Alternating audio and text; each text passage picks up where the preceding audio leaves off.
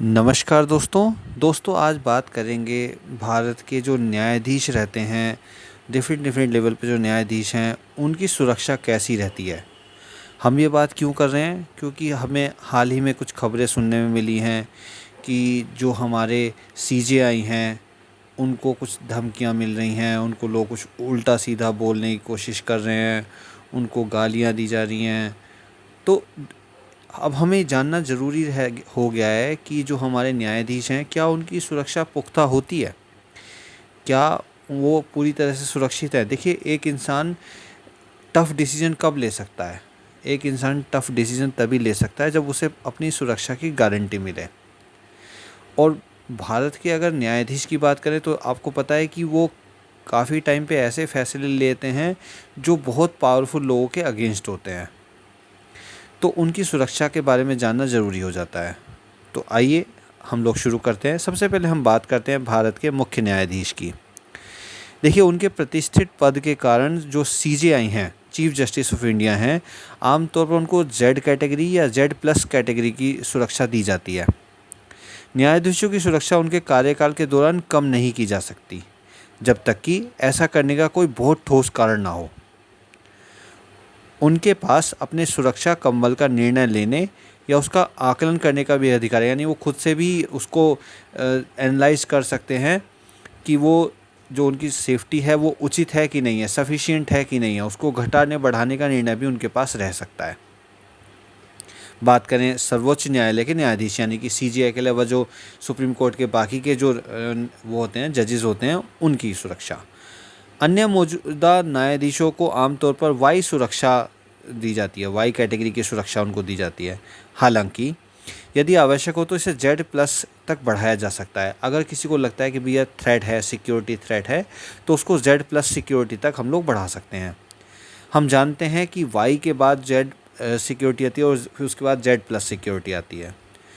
जब वे Lutyens zone में रहते हैं तो सुरक्षा ठीक से समायोजित की जाती है, लेकिन जब वे बाहर जाते हैं तो आवश्यकता के अनुसार सुरक्षा बढ़ा दी जाती है। उनके पास भी विवेकाधीन शक्ति है, मतलब उस बारे में वो खुद भी निर्णय ले सकते हैं। अब बात करते हैं उच्च न्यायालयों के मुख्य न्यायाधीश की। किसी राज्य के न्यायिक संगठन के प्रमुख के रूप में राज्य के मुख्य न्यायाधीश को राज्य के मुख्यमंत्री के समान ही लाभ प्राप्त होते हैं, यानी कि उसको मिलने वाले जो बेनिफिट हैं वो मुख्यमंत्री के लगभग बराबर ही रहते हैं, जिसके परिणाम स्वरूप स्थिति के अनुसार उनका सुरक्षा का जो स्तर है वो वाई से जेड प्लस तक होता है। डिपेंड करता है कि किसको कितनी सुरक्षा की आवश्यकता लग रही है। प्रत्येक देश में गणमान्य व्यक्तियों के लिए अपनी सुरक्षा व्यवस्था होती है। बात करते हैं उच्च न्यायालय के न्यायाधीश की। अन्य मौजूदा न्यायाधीशों को उसी स्तर की सुरक्षा दी जाती है जो राज्य के कैबिनेट मंत्रियों को दी जाती है, यानी कैबिनेट मंत्री की लेवल की सुरक्षा रहती है उनके पास। अच्छा, अब हम बात करते हैं जो निचली अदालत होती है, यानी कि जिला अदालत, उनके जो न्यायाधीश रहते हैं उनको किस तरह की सुरक्षा मिलती है। जिला न्यायाधीशों को आमतौर पर उनके अलग अलग न्याय क्षेत्रों में सुरक्षा कवर के रूप में 2 से 4 हथियार वाले यानी हथियारबंद गार्ड प्रदान किए जाते हैं, और सीजेएम को 1 से 2 हथियार गार्ड प्रदान किए जाते हैं, जबकि बाकी न्यायाधीशों को यदि आवश्यक हो तो 1 हथियार वाला गार्ड प्रदान किया जाता है।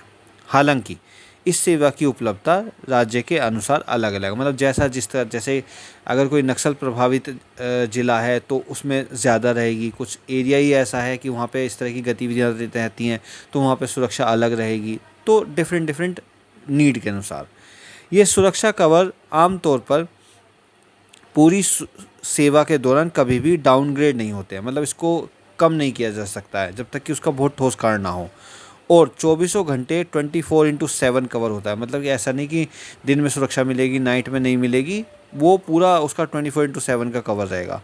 सुरक्षा सीमा पोस्ट टू पोस्ट भिन्न होती है, सुरक्षा जो सीमा रहती है वो पोस्ट के अकॉर्डिंग अलग अलग रहती है। तो दोस्तों, ये था एक छोटा सा आर्टिकल जो हमने सीखा, समझा और जाना कि जो हमारे न्यायाधीश हैं उनकी सुरक्षा किस प्रकार की रहती है। वीडियो अच्छी लगी तो लाइक और शेयर करिए दोस्तों, चैनल को सब्सक्राइब कर लीजिए ताकि इस तरह की वीडियो आपको मिलती रहें, और अपनी नॉलेज को बढ़ाइए, अपनी तैयारियों को पुख्ता कीजिए। धन्यवाद।